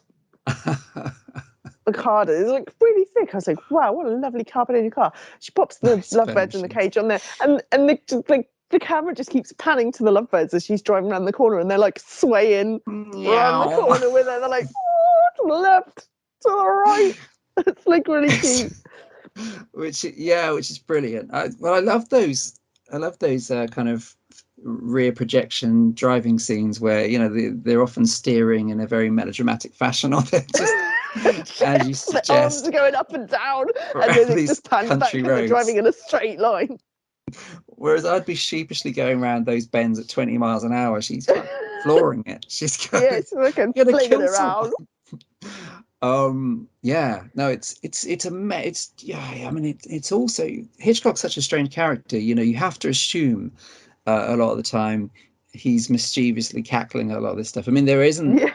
Whereas Psycho, I think, is full of bad taste jokes. When we had our Psycho episode, we talked about, I think, the very very dark humor that shot through that film like a stick of rock. There's not an awful lot of that here. Like there is a scene where Kathy, not Lois or Alice, but Kathy, because obviously that sounds so the same. Kathy, the excitable but late, traumatized little girl, she talks with enthusiasm about one of her. I was going to say dad, but it's her brother, isn't it? One of her brother's clients who shot his wife 6 times. That's a constant in Hitchcock films where characters are really enthusiastic about horrible murders. Get it in Rear Window where they're all really they get most enthusiastic when they're talking about someone being stabbed lots of times. And Psycho, the joke. If you take Psycho as a black comedy, the whole joke is that. But yeah, otherwise it doesn't have a lot of the dark humor, but I think it does have a lot of knowing humor that is Yeah. Hitchcock's thing. But But yeah. yeah, Bodega Bay. Annie, you see, Annie is played by Suzanne Plachette, who's a very good actress. I think Annie's a great character. This I do like her, quietly yeah. bitter, quite sad character. That's a big part of the story and ultimately meets a horrible end, but Yeah. it's almost a kind of casual reveal that she's dead. She's set up as a prominent character. I think when you find out she's died, it is a sense of anything goes, really. Yeah, that's when like the actual sense of doom and dread kind of kicks in. I mean, you get the first bit that you kind of think, things are going like sideways quite quickly is when the mum pulls up at the farm and discovers the farmer who's been attacked by birds. So I think that very first night they get a bit of an attack, don't they? Things break windows. Do they come down the chimney? Yes, they do. Or Yeah, is that sparrows. later on? The sparrows come down the chimney. Yeah, I mean, there's two. There's a kind of little jittery bit where she gets swooped on when she's traveling to the island. She delivers the early. lovebirds, doesn't she? So the lovebirds make it all the way to their like destination, and then as she's like rowing back to shore or bringing the boat back to shore, and like Mitch has spotted her, so he's driving around to meet her. She then pulls in. She gets the first attack by one single seagull. Yeah, which is the first really ominous sign. Although interestingly, the first proper kind of attack is I checked the times when I was rewatching it, and it's 50 minutes in, which is eerily similar to the point where the shower scene happens in Psycho. 50 minutes in is when Kathy's birthday party is attacked. That's one of the more prominent ones. So they have a couple of break-ins, don't they? And then the farmer buys it, and then all of a sudden they attack during the day at the kid's birthday party, which is cool. Yeah, it's really shocking. I mean, it's once that happens, I mean, the flirtation and all the hints. There's lots of hints, like the mum talks about, her chicken, the chicken feed. The chickens are not eating. Chickens are going a bit weird. But then you never actually see any of the chickens. No, you never do. No, there's a lot of off-camera stuff that's going. Like, the gull hits the door at Annie's place, and they make a point of saying that's weird because if it lost its way, it's actually a full moon, so in theory it doesn't make sense. But the birthday party sequence, which is from that point on, from like 50 minutes in, that's when it really kicks off. That's when it's a succession of big kind of shock moments, and I think that birthday party scene is quite startling. I mean, it gets a lot from not showing much, like the balloons popping and the gulls shrieking and the kids, lots of people being pecked. falling over. It's disturbing. And he's not afraid, as seen in this and then the later scene with the school, he's not afraid to show kids being quite viciously, quite frankly, attacked by bleeding, on the floor, as you say, being pecked on. It's vicious in a way that you don't necessarily expect from an older film. But it's all shot through with that same sense of dread, and there's lots of lines like reminding us of the need to cover our eyes. Someone says that at one point, which of course is our biggest fear when it comes to maybe this scenario is oh Jesus, I mean where we're most vulnerable. They blind us first. We're totally shagged. But it's all very creepy. I mean, I find all that stuff really creepy. There's the sense that they're waiting to strike at any point. And because they are so much smaller than us, you get like big dramatic scenes of people getting mauled by bears and stuff, and you're like, there's going to be some serious wounds. It will take a lot of pecking to create that kind of amount of like serious wounds and stuff, and yet it always seems like really undignified as well to be attacked by a bird, because you're constantly just waving your hand in front of your face and just all these little like cuts appearing all over you and stuff, and you're like, that's going to take a long time to die. It would be a lingering horrid thing, slow painful death. I think so. Whereas with your tigers and lions, one good swipe and you won't know much more about it, would you? Well, or of course the bigger or the most famous follow-up to this is Jaws, where of course if a shark goes for you, then your chances are limited. As unlikely as it is in real life. There'll be pain for a bit and you'll probably lose a limb, but you won't know much more after that. Whereas with birds and stuff getting pecked and to death, it would probably take a really long time. Which is horrendous thought. I think the scene that you mentioned, I really think is one of the best scenes in any horror movie, and which is the farm. The guy that Jessica Tandy finds at the farm.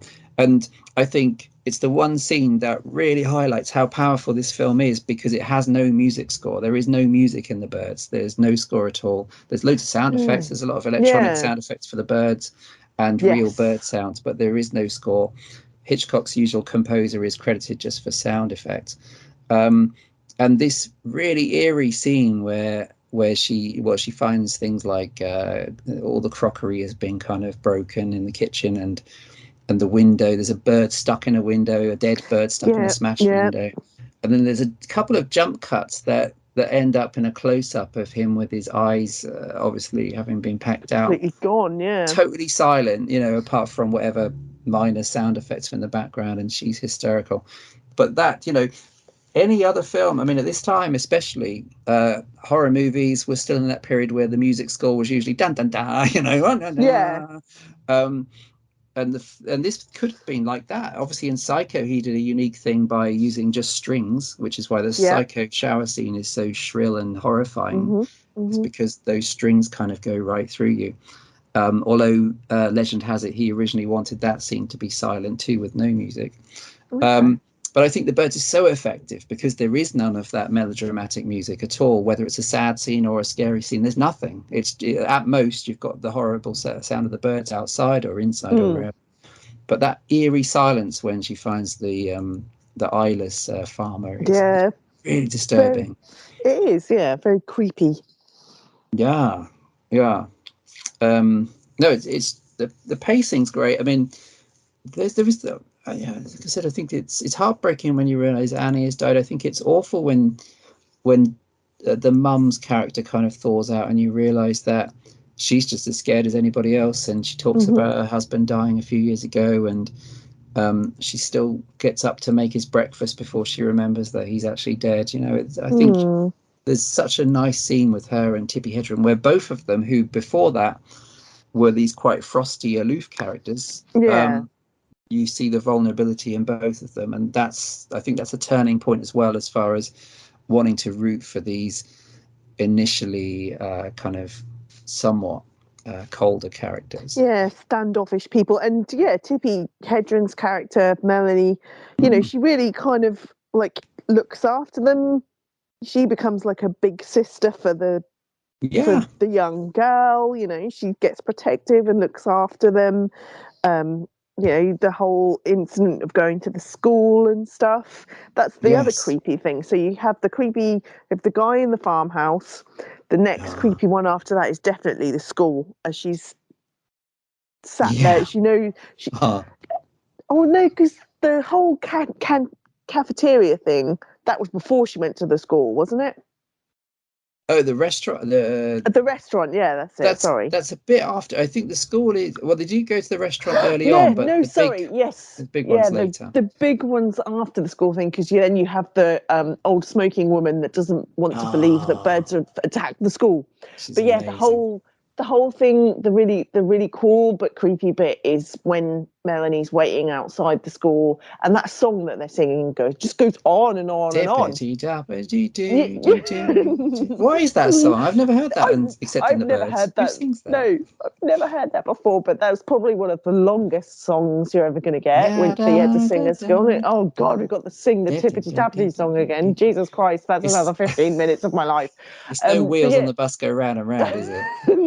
I feel like it's about as long. That. But yeah, the whole seeing like one or two crows sat on the climbing frame, pans away, pans back, there's a few more, pans away, pans back, there's like 50 of them all sat on there looking all kind of sinister and scary. It's genius. Yeah. And that's again, the only sound is the very faint sound of the birds, and she's smoking on a bench. Yes. Everyone smokes. I love these old movies where everyone's smoking. Yeah. It's it looks ridiculous if they were vaping. But yeah, no, I love seeing that they're all smoking. That scene is legend. Just tremendous. Like you said, the cutaway. She's unaware, and we know what's happening, but we're still really shocked when, after you've seen maybe 8 at most, it holds on her face for the longest time, and it goes back and show dozens of them. Too late. And And But and yeah, again, a great it scene of goes, panic when she gets the kids yeah, out of the class, which is absolutely. And then everything kind of goes nuts from there. And then they're at the restaurant. the restaurant scene. The restaurant scene is tremendous. I think the restaurant scene is maybe my favorite bit. It's quite a long sequence. I know it goes back there a bit later, but the kind of microcosm of America or humanity is in that restaurant. There's the drunk. It's the end of the world. Yeah. That's his Yeah. catchphrase. The ornitharian, like bird lady, oh She's no, great. birds would never do this, and la la la la la. And then other people are believing her, the worried mother and her children. Yes, you're The scaring my kids. businessman, the businessman that comes in for like a drink, and she's like, "Are we going now?" Oh, I love that. The characters are great. Yeah, the ornithologist is great because the ornithologist is there to kind of explain to kind of explain the message. Well, this is ridiculous. Birds are not aggressive. If anything, Mm, it's mankind. That's a real yes, shitter. Um, and the other guy, I like the other guy. Whose solution is, the classic kind of, I suppose, modern. Well, we should wipe just them go off the shoot them planet. all. Yeah, Well, yeah, there is that, and that's before there's any evidence of what's going on. His mm, immediate solution is presumably to do what Americans do and grab a gun and blast the fuck out of everything. Um, yeah, no, I think it's tremendous, especially the mother. I like a lot actually. I think that's quite well done. The yeah. hysterical mother that ends She's up very blaming Tippi hysterical. Hedren for everything. Well, Yeah, it was fine until you came along. You're which cursed. which is the classic. You're not local. Yeah, We were doing perfectly well before you outside city folk came here. yeah. A local shop for local people. Um, yeah, it's Mrs. Ornithologist that does sell the idea of how scary it is because she's the one with the stats as well. She's like a Yeah. walking encyclopedia. Well, there's 5 billion in America, so I'm pretty shagged, but there's 100 billion in the world. So if this is true, which it isn't because it's ridiculous, then we are pretty much doomed. Hmm. Um, but and there's the guy that talks about his fishing boats have been capsized, and um, I suppose, I mean, if this is a monster movie, which it is, and it's a monster movie without an explanation because it doesn't want to tell you why they're attacking, you've got to make it up for Yeah, yourself. This is yeah. the sequence that normally. This is the sequence in place of that scene where a scientist comes on. Well, the ants fed on radiation. That's why they're 10 feet tall, and we can kill them with Yeah. fire. But in this one, it's everybody in the world disagreeing with each other. Well, it's the birds. No, it's not the birds. No. Well, we could shoot them all. Well, we can't. It's and the mother is in somewhat denial and just doesn't want her kids to be scared, so would rather just not hear about it. Yeah.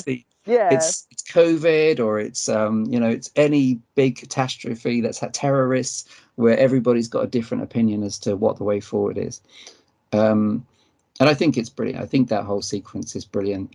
Um, but I but I also like that it's interrupted by the attack that's happening at the gas station immediately opposite.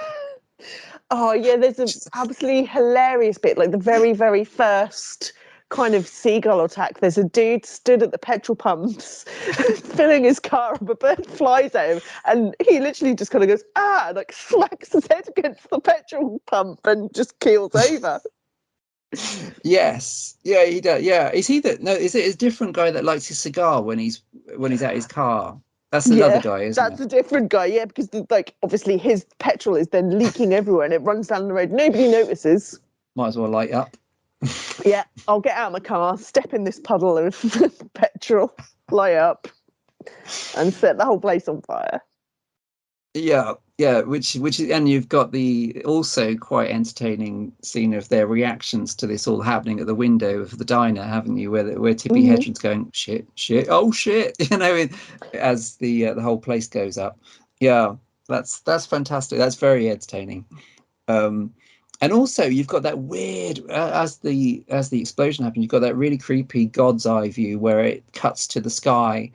It cuts to Yes. God, where you see the explosion from God or whatever, and then you see the gull, loads of seagulls coming into the Yeah, shop to go heading and in. Yeah. yeah, which is fantastic. Some of the, I mean, this is a movie with obviously a bunch of real birds, obviously a Yeah. few puppets, but also a lot of optical effects, a lot of kind of cut and paste kind of stuff going on, which I think Sure. still Yeah. largely works. I mean, I think it's very effective, much of the time, in what they're doing in what really looks like a very complicated film to make in 1963.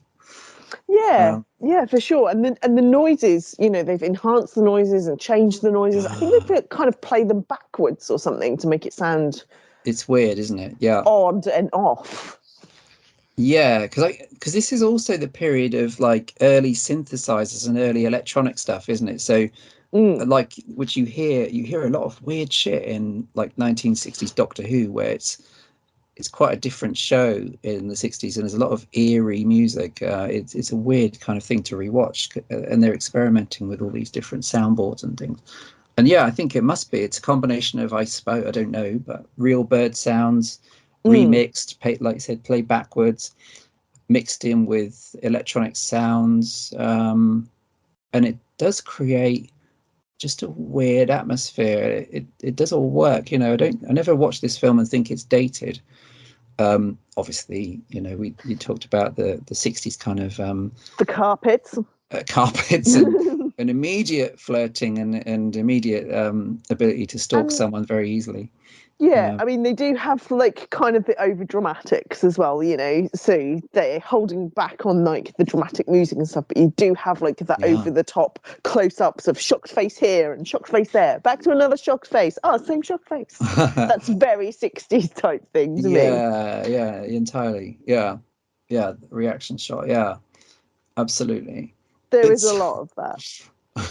what about I mean, and then it kicks off big time. And I think this movie has like two scenes that are equivalent of the shower scene in Psycho, where Tippy is totally confined, and one of those is in a phone box where Yes. she's trapped, and this is basically the shower all over again. I mean, she's trapped in there, everything's gone to shit. She's watching she's watching like there's that dude that comes to the phone box with his face in tatters, trying Yeah. to get in, and there's gulls, and there's the horse and cart that crashes, and there's fire hoses that go Yes. mental.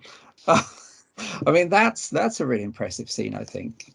Of again our worst fears. She's in a box with windows that can easily be pecked.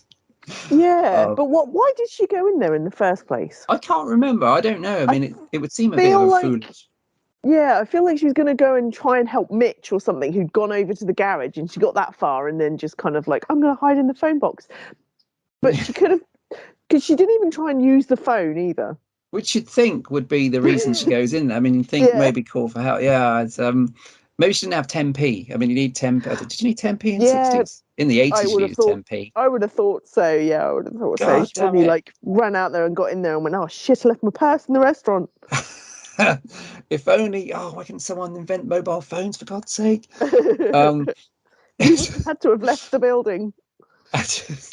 I love all this. The second half is mental because, yeah, as we've already mentioned the mum, but the mum is great. The mum is, she's calling Tippy Hedren evil and everything. She's proper kicking off. And mum's with, it's a proper kind of demented parent action in at work in those scenes, which I think is quite good. I'd like to have seen more of the mum. When I was watching it again this time, it reminds me, that bit in Jaws where the boy is eaten by the shark, and then about half an hour later, the mum of that boy comes to Roy Scheider and blames him for it and gives him a slap around the Yes. face. Yeah. It reminds me, I don't mean Spielberg, very Hitchcock influenced like so many others, but Jaws very much feels like a remake of The Birds at some points, especially Yeah. with bits like the mum, the angry mum, yeah, bastard, it's In Tippy the Hedren's in the fault. restaurant. Yeah. Yeah. It's all your fault. Poor old Well, Tippy it's Hedren can't always, break. yeah, that is true. You do. That's when you kind of like start to feel a bit sorry for her. And go, come on, she's in as much of a victim as the rest of you here. I mean, she has no clue what's going on Yes, I any more love the than anyone else shift. does. Yeah, And that's when you she's kind of start to root for her a little bit more. And then when she goes out, obviously she's already gone out of her way to go and help Kathy escape from the school and stuff. It's just like you think she'd get thanks for this rather than the blame from everyone. Yeah, yeah, you do. It's very clever how it spins around. Like, and I think almost everybody shifts as the film goes on. Like, Jessica Tat, the mum is very frosty at first, but you really feel for her as the film goes on. And Rod Taylor's very kind of suave and Mm. handsome, and he's clearly as scared as everybody else in the latter stages.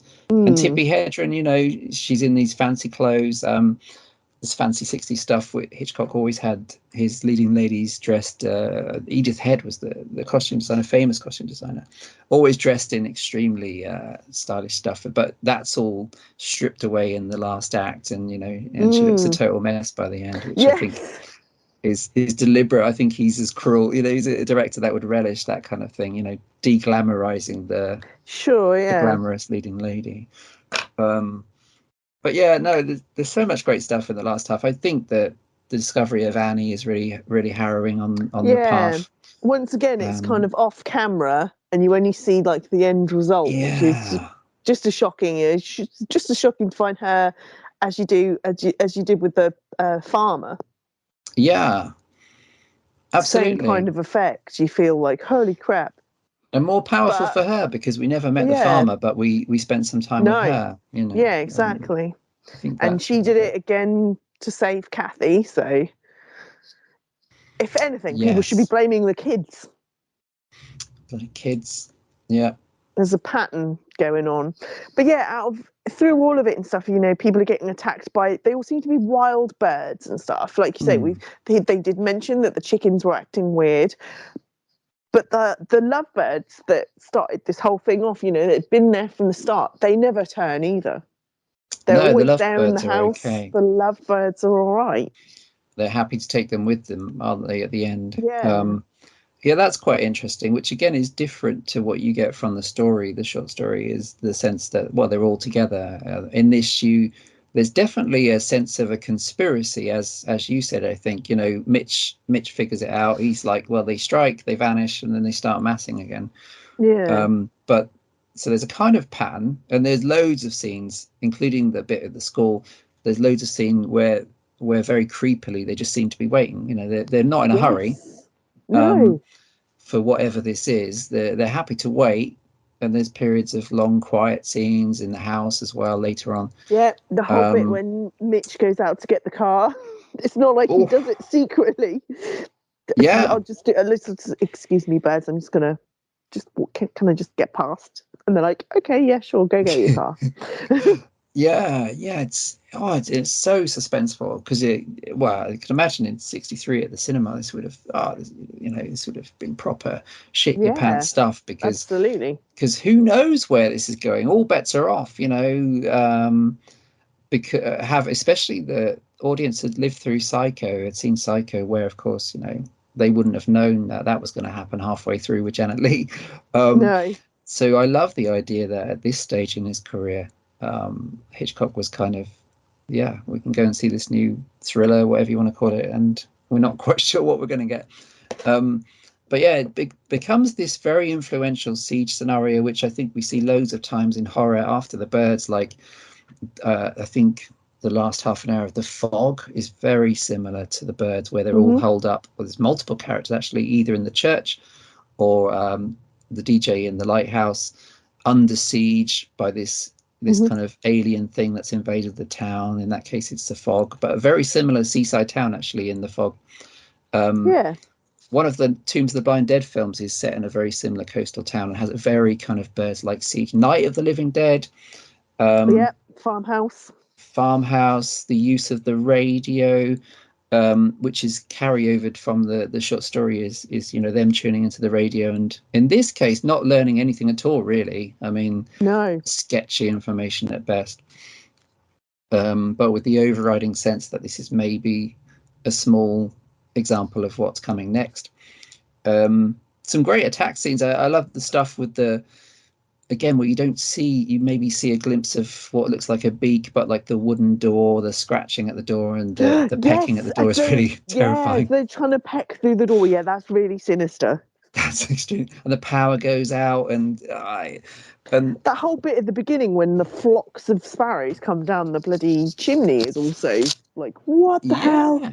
yeah. Well, to me, that's the. I don't know if we talked about this, but we've probably done it at some stage. But to me, that's like the moment in the fog when I was little, Mm. and watched the fog at a very young age. I was terrified because there's the nice old lady babysitter, Miss Cobritz, who I'll never forget because it gave me nightmares for ages. Yeah. And you think, well, they're not going to kill Miss Cobritz. Come on, Andy, let's get you to bed. And you realise the shit scary thing about the fog is the fucker can go under doors. Yes, exactly. It Or can we've get locked through. the doors. You can board up the windows as much as you like, but you know, And birds this and is the fog same. and that kind of stuff doesn't really matter. It's brilliant. I mean, it's genius, isn't it? And Mm, Night of the Living Dead is the same thing, I guess. But they're in the theory they've done the right thing. They've barricaded them in cells, sure. but they've become hostage to whatever's out there. Because in the end, it will break through. I mean, the Yeah. zombies, the fog, the birds, they are prisoners. The nukes will drop, and we can barricade ourselves in the home and follow the safety instructions. But the radiation will get us in the end. If we're not being blown to fuckereens. Hmm. Um, so I think this works so well because you can remake the birds lots of times unofficially, whether you replace the birds with zombies or with a shark or with the fog. I think it's become a constant, this kind of siege scenario where your home is meant to be safe, but actually, there's already a seagull that's pecking the shit out of your hand at the window. Yeah. Um, So, so yeah, the last act is great. The scene with Tippi Hedren in what is it, the attic, the upstairs Yeah.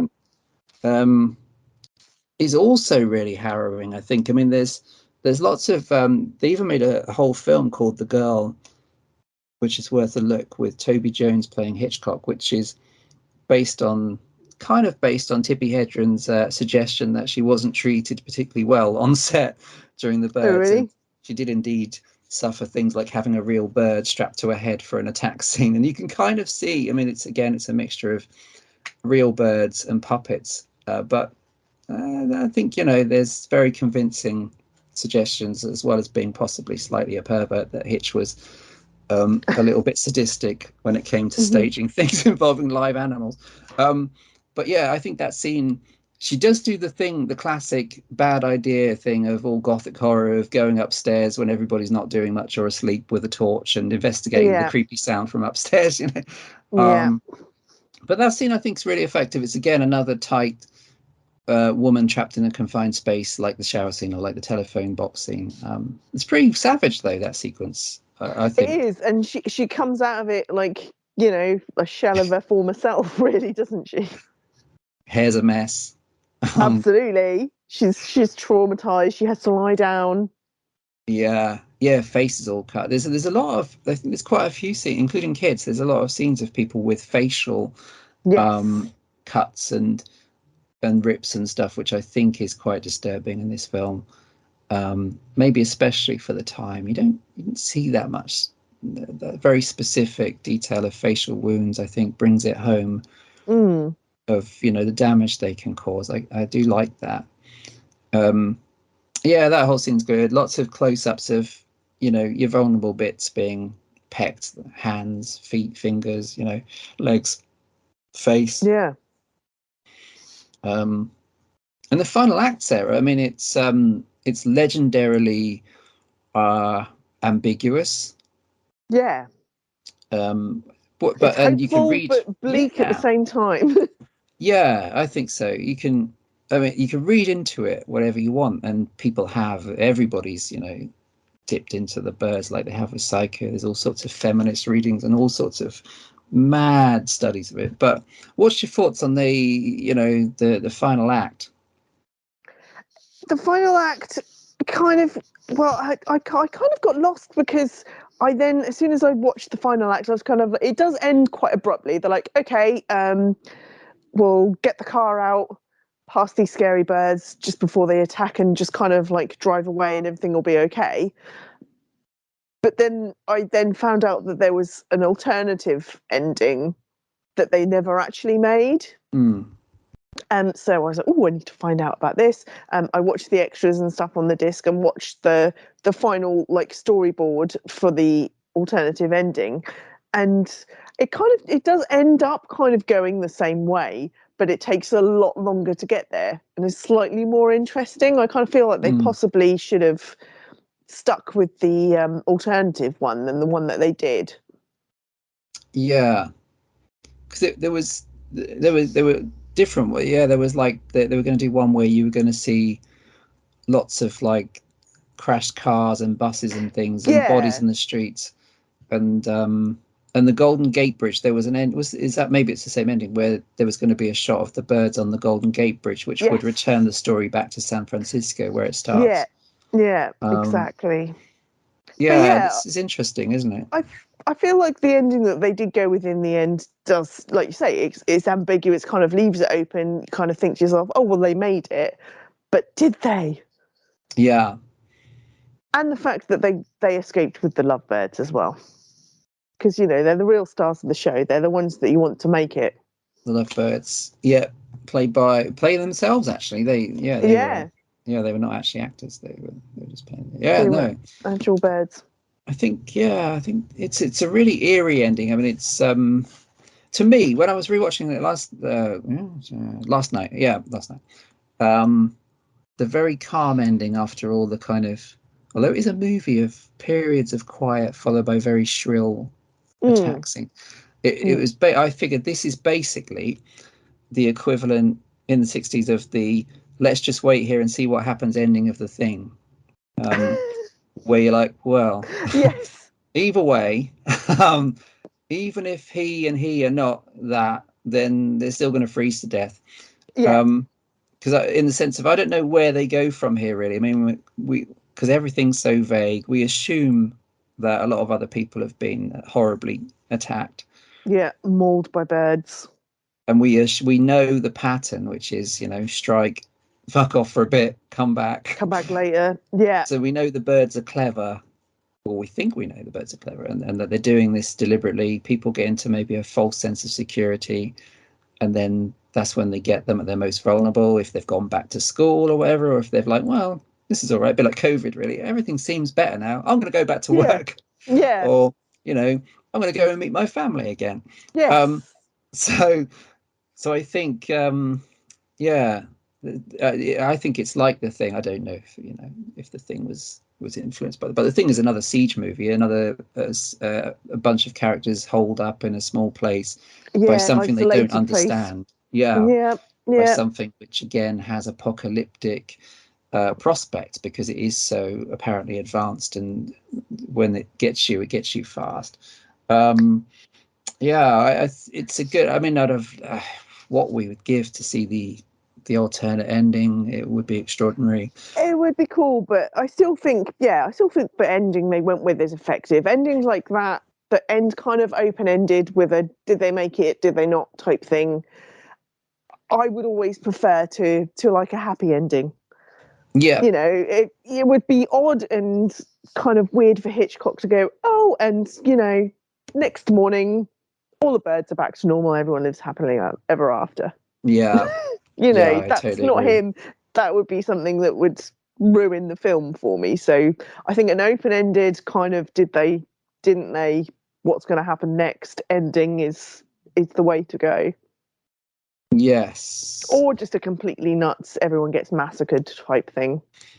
yeah, yeah. I do. Yeah, I think this is a great ending.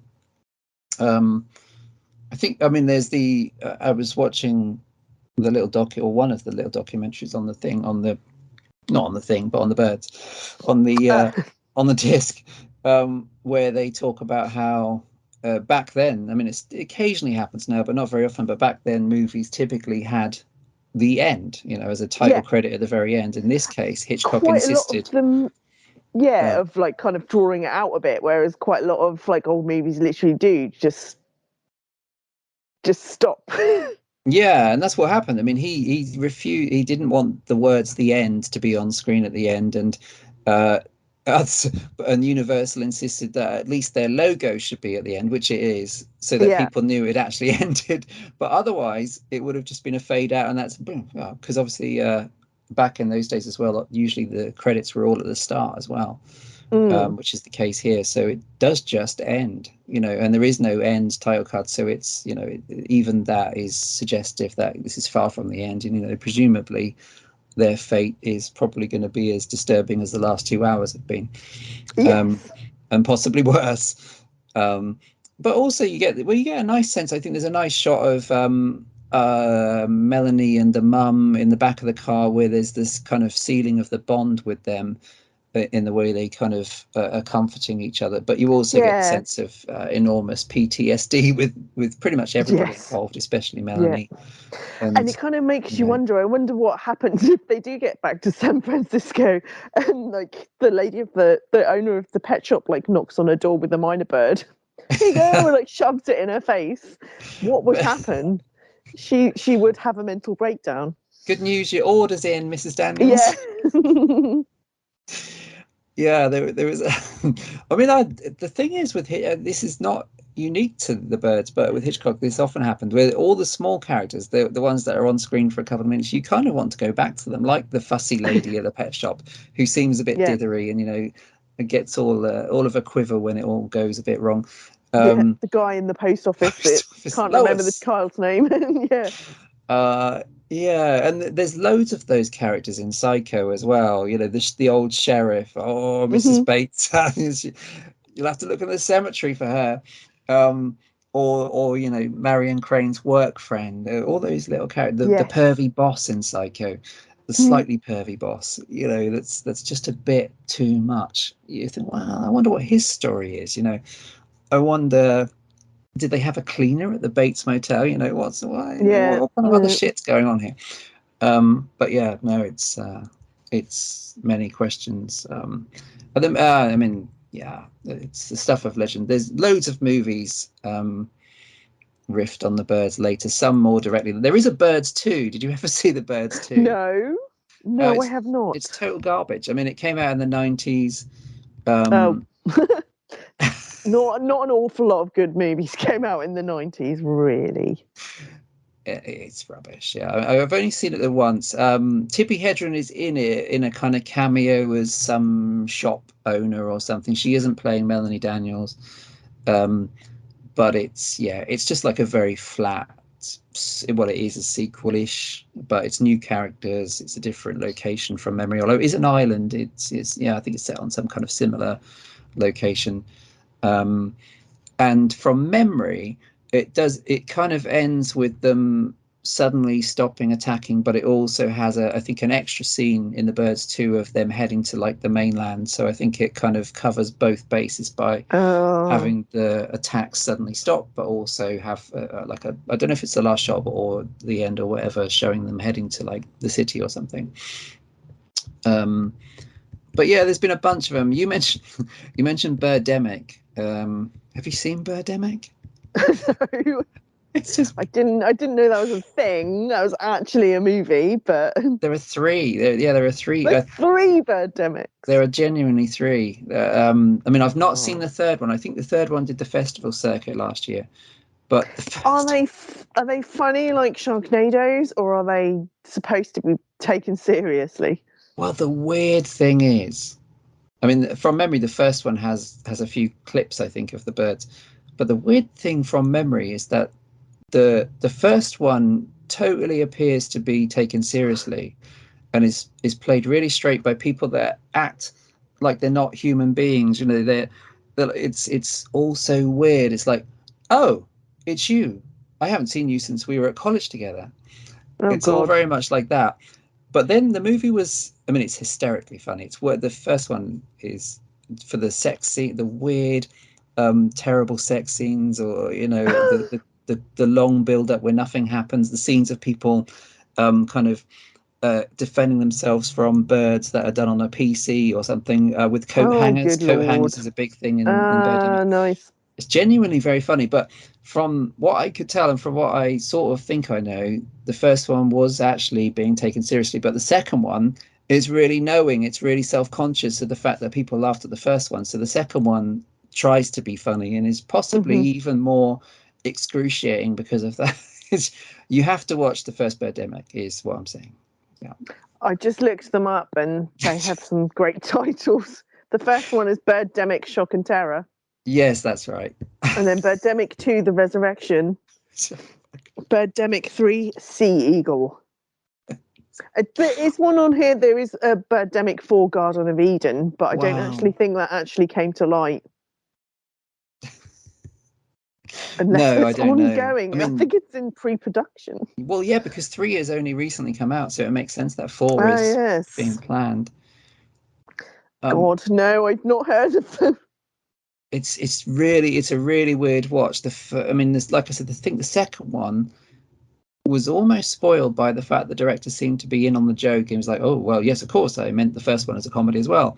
When I'm pretty sure the first one is actually sincere because Yeah. it has loads of weird Greenpeace type stuff. It has loads of weird like eco warrior characters in it. Go, well, mankind, we should have appreciated these trees while with it. Um, Yeah. it doesn't seem to be intentionally funny, but it really is, mostly because of the relationship stuff. I was just uncomfortable for the actors. Oh There's God. especially when they're getting it on. There's like this computer guy that ends up in meeting this woman that looks like she's a model for Victoria's Secret or something, and they have this awkward kind of flirtation, like your worst nightmare version of what Rod Taylor and Tippi Hedren are doing in The Bird. Oh god, oh no! And there's lots of scenes of people driving, and like endless scenes of always getting out of a car. Oh, oh no, they're going to talk like they're speaking from fucking cue cards. Oh It's joy. sleek. It's Okay. Might have to take your word for it on that. it really is worth watching. I think it's worth watching. Um, Good there's Lord.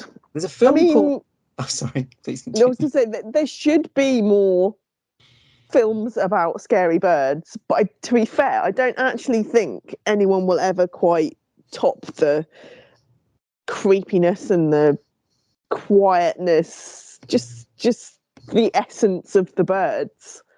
Yeah, and that says a lot. And very, yeah, while people have done everything else, dogs, cats, sharks, there's not many with birds With because of birds, that. they should do like killer ostriches or something. That'd be really scary. Well, there is. Well, Oh, there is I don't know if Ostrich-geddon. ostrich, but I know I think I have to lend this to you because it's got everything in it. I know it's got pigeons, it's got ducks, Killer chickens. ducks.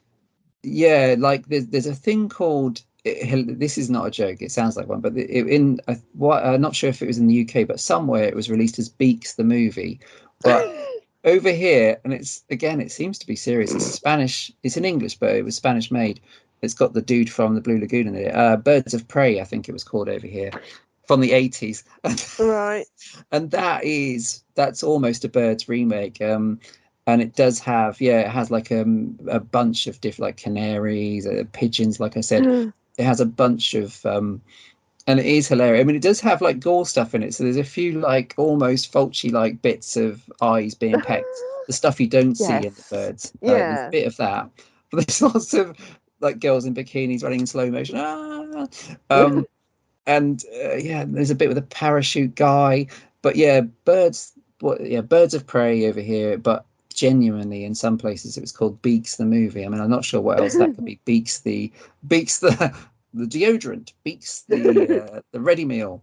Um, yeah, so Birds of Prey is probably as close to a remake as they got. Birds 2, Land's End is a duff. It's just boring, that one. It's not even worth it. Birdemic is genuinely uncomfortable to watch because it's so terrible, but it's also quite hilarious. Um, there is one with Rod Taylor when he was quite old called Core, as in not as in Car, no, car. yes, that. And that's not bad. That's about ravens. And Rod Taylor has like he's like a thankless role. I think he's like the town coroner or something. But that one, I think, I may be wrong, but I think that one was sort of spinning off on like mad cow disease type things because I think the idea is that these birds are fed from cattle that were affected by something similar to mad cow disease. I think that's why they go on a kind of rampage. CG. By that time, it was more recent, so by that time it was all CGI ravens in that one. Whereas in the 80s, Birds of Prey, aka Beaks the movie, it's I can't remember, but I presume it was puppets or whatever, Flappy puppets. like a fake Yay. pigeon or maybe real pigeon. Yeah, but yeah, definitely there's some to check out there. But there's a few. Well, there is a There is few. some. I'm very uneducated in the bird horror movie department. For me, it's an obsession. Well, not really, but there is the Raven. It's very effective in Omen 2, where the Yeah, you remember that sequence? It's really I do harrowing. remember that. Yeah, and the Um, crows in 28 Days Later. yes, that's proper eyeball stuff as well, isn't it? From memory, or is that Well, the no, only? it literally drops blood in a guy's eyeball. Ah, He and that's looks how they up get as it. infected. Yeah, no. In its defense, there are those effective moments in 28 Days Later. Yeah. It does have its moments. It's a grower. I remember thinking that when I first saw, getting through the first 20 odd minutes when he's just wandering around the city shouting hello. I was like, yeah, fucking what the hell. So I get the message, fucking move on. But it does have its moments. There is some good Yeah. bits. You kind of notice more the more you watch it Yeah. when it comes to 28 Days Later. Yeah. That's fair enough. Oh, there's the we did this, didn't we, in the pod? There's the hilarious bit in Nightmare on Elm Street 2 where the parakeet goes mental and it flies around the room and it like nips Yes, dad's face or something, yes, it does. Yeah, and that's then true. does it That's a bird explode? It attack. explodes, doesn't it? I think it does. Um, there's a They're good such spoof strange in creatures. there's a good spoof in Mel Brooks always did good spoofs, and there's in High Anxiety, which is kind of general Hitchcock spoof. That I think there's a sequence where the birds just shit on loads of people. I'm pretty sure that's the Excellent. joke. There's definitely a psycho joke in it, but I think it's the obvious shitting joke. Um, yeah, there's a few things like that, a few eyeball peckings. But yeah, Omen 2, where which is which is like somebody having the world's worst day, because not only does she get attacked Mm. by a raven and gets her eyes pecked out, but then she runs into the path of a truck and gets hit and goes flying through the air because she's been proper smashed by a gigantic lorry. What are the You chances? just can't catch a break. No. But yeah, well, Yay! That was the birds. the birds. Yeah, the By birds. Burbs. Not bad for a 60-year-old thing. No, No, great it is good. to rewatch. Very influential, and yeah, some hopefully some other recommends there. Cautious recommends for Birdemic, and Sure. Birds of Prey beats the movie. Of course, in England, the the scariest bird really was part of Rod Hull and Emu. What, Rod Growing up, Hull? He's and the Rod Hull. scariest. What the hell was that? He was part bird, I think. He looked like a bird himself. Is that that's like He where? kind of did, yeah, he kind of did. So, yeah, you had him and Rod Hull and Emu, and then you had the other guy in Orville.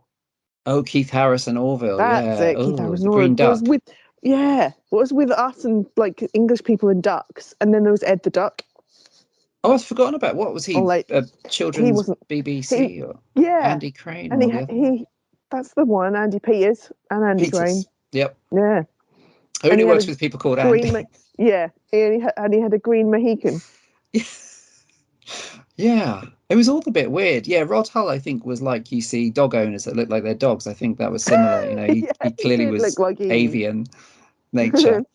Um, and yeah, they would do the same joke every time, and eventually I think it just got a bit unnerving. Like they'd invite Rod Hull and Emu onto a chat show, and halfway through, the Emu would go mental and attack like Michael Aspel or Parkinson. Again, Yeah, just people called Michael, probably. it is actually a lot of people's first memory of like I don't know puppet type birds on TV shows. But of course, we It's know Rod Hull. the most disturbing bird of all, hideous and just nightmare fuel, is Big Bird, that awful yellow, creepy, probably paedophile bird in Sesame Street. I'm sure that's a eight child eight molester foot tall. in a costume. I mean, I'm not making any allegations, so I just like to say that's just allegedly that Big Bird was a filthy pedo. But whoever thought that was a cute and endearing character? Jesus Christ! He had funky legs though. Yeah, did you ever check out his legs? Oh, yeah, legs Yeah, are they quite stripey. small? Okay, yeah. Orville was sickly sweet, wasn't I? He wishes he could fly Yeah, right up to the sky. yeah. No, he had a horrible voice. Oh, I it's think Emu is probably the funniest.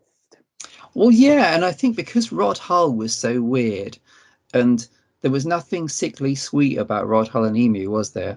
No, It wasn't even pretending. It was like, well, I'm Rod Hull, I'm a bit weird, and here's I've my got a feral savage. emu. And the Yeah, emu itself looked like it had been retrieved from a rubbish dump from hell. Yeah, and was on crack. Crack. Um, and anybody watch it? I mean, if you were to watch it without knowing, just right now, I mean, if you were to randomly think, oh, what's this shit on YouTube? Rod Yeah, Holling, what? This I wasn't on family TV, surely. yeah, I reckon you should show it to your daughter and see what she thinks. You're like, this is what we had to What? watch when we were kids. And it became normal for us, but anybody looking in, no, what? This was what in the This was your family childhood? time. Yes, I'm afraid so. Why has that guy got his hand up a green duck that's longing to be flying, but is clearly being horribly molested Yeah, by Keith Harris? wearing a nappy. So it's also got kind of shit humor attached to it. Yeah, Yeah. good God. It's like The scat things, porn. yeah, I mean, it's a miracle, we didn't turn out weird. Yeah, I'm just glad to be normal. Very, very Yeah, well absolutely, balanced, not at totally all normal. unhinged. No, Yeah. Well, you see, this is what Hitchcock has done for us. He absolutely. led to all these things, I'm This is sure. all his fault. Yeah. It is Hitchcock. Yeah, damn you for doing all of this. And isn't it almost like I will. This is almost it. I promise. Isn't it almost like fitting somehow that Rod Hull died by falling off his roof when he was trying to fix his aerial? Is that right? Is that how he fell off? The question Yeah. is, did he have Emu on his arm at the time? Because I've not seen Emu since then. What happened to Emu? No, what happened Did to he not work Emu? solo? Obviously not. Maybe he died of a broken heart. Because But that is ironic. That is funny. I like the idea that even doing something like that, he still had Emu on his arm. I like the idea that they were inseparable. You'd like to think, yeah, Should yeah. we go to bed? Yeah, come on then. Let's go, dear. Shaking his hand, nodding. In the end, he was part of me. Well, that's why there's so many horror films about creepy ventriloquists. It's a unhealthy profession. It's not good for you, I don't think, to Mm-mm. your entire professional career, and probably it carries over to your personal life. Where, like Siamese twins, Orville is with you when you're shagging someone or something, which is probably the case with Keith Harris again, allegedly. No need for a lawsuit or anything. Yeah. No. Well, that's ruined everything for everyone. And that's it for the birds, actually, Sarah. I think we've talked enough birds. It's all got very disturbing now. Yeah, it's all gone a bit strange. Yep. I'm not going to sleep for another week, but that's okay. But the good news is next time there'll be something completely different. And what are we doing next time in episode 37 for February, Sarah? Oh, we're going all romantic, like. No, what? Because it's like Valentine's Day in February. We're not celebrating Pancake Day. Oh although no. I feel like we possibly should. Pancake Day Massacre. Are there any kind of Pancake Day related movies? If not, then we're Jiff going to go Lemon. with. Oh my God, that brings us back to Benny Loves You. Yes, it does actually. Yeah, next month is My Bloody Valentine, a remake versus the original. Yes. Because we like those episodes. Yes, we do. The last one was Last House on the Left, wasn't it? It was, yeah. The battle. In which I decided that I hated. I was really passionately against the remake. Yeah, I remember. Yeah, and I wasn't really keen on either of them, to be fair. Which is, actually, they're both shit. Which is, I quite liked that result. No, I liked that. That was your. Yeah, no, I remember that was a good episode. Yeah. Yeah, we'll do a few of these. I think perhaps one or two a year, but it's quite cool. In this case, I think both are well. I haven't rewatched them for a while, but I will rewatch them obviously for the podcast. But both My Bloody Valentines, I think, are well worth your time and effort to return to, which is what we'll be doing. It'll be an old Valentine off. Yes. So yes, yeah, please join us for that. Thank you, obviously, for listening to this particular one, all about the birds. And yeah, thanks, Sarah. It's good night from yourself, I guess. It sure is. Have a good one and see you on the next episode. Indeed. Yes, and good night from me. Thanks for checking in, and we'll see you next time. Bye.